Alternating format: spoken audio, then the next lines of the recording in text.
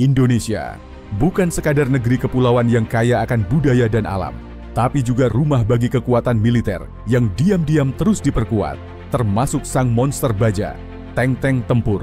Di medan pertempuran modern, tank bukan sekadar kendaraan. Ia adalah simbol dominasi, kekuatan dan pertahanan. Dan tahukah kamu, Indonesia tak tertinggal dalam hal ini. Nomor 1, Leopard 2A, 6RI, sang raja medan tempur. Inilah raja dari segala tank tempur Indonesia, Leopard 2A 6 Revolusi Indonesia, atau yang dikenal sebagai Leopard 2RI. Tank tempur berat buatan Jerman ini hadir dengan teknologi mutakhir dan perlindungan berlapis modular yang bisa menahan hantaman RPG dan ranjau. Kaliber, Bestowed Vadeset mm Smoothbore Gun, sistem pengendalian tembak canggih, perlindungan era, explosive reactive armor, sistem komunikasi digital dan kamera thermal. Tank ini bukan cuma kuat, tapi juga cerdas. Ia dapat membidik dan menghancurkan musuh bahkan sebelum terlihat secara visual. Nomor 2, Leopard 2A4, pendahulu sang revolusi. Sebelum hadirnya 2RI, Indonesia lebih dulu mengandalkan Leopard 2A4. Meski lebih tua, tank ini masih sangat tangguh di medan pertempuran, terlebih setelah mendapat upgrade pada sistem optik dan kendali tembak.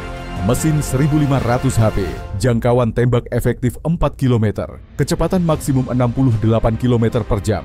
Di balik tampilannya yang klasik, Leopard 2A4 tetap bisa menjadi mimpi buruk bagi lawan yang meremehkannya. Nomor 3, Marder 1A3, sang pelindung infanteri. Mungkin bukan tank utama, tapi Marder 1A3 adalah infantry fighting vehicle yang siap tempur. Dipersenjatai dan berlapis baja, Marder memberikan perlindungan sekaligus daya gempur untuk pasukan di garis depan.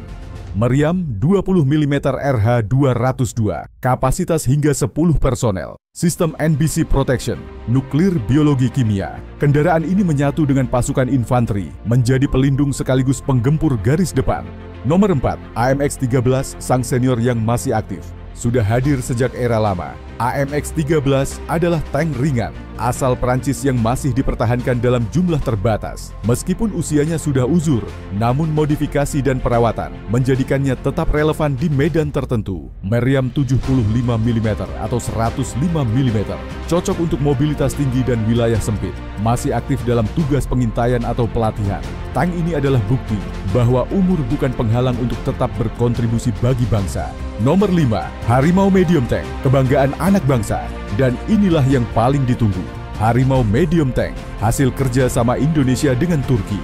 Tank ini menjadi simbol kebangkitan industri pertahanan Indonesia yang mulai mandiri dan berteknologi tinggi.